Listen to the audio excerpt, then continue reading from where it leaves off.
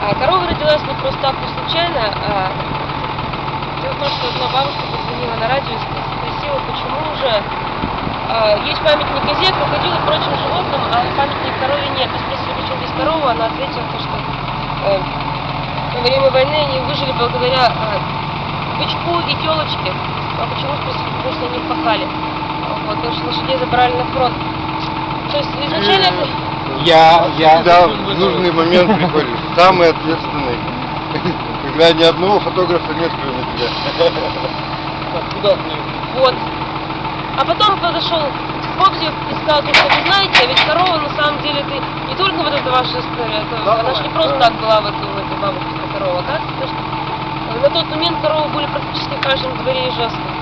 Оказывается, Ижевск по переписи 1897 года был вообще крупнейшим городом России и, соответственно, селом, не городом, а селом. Ой, селом, извините. Сколько было лет? Не могу сказать.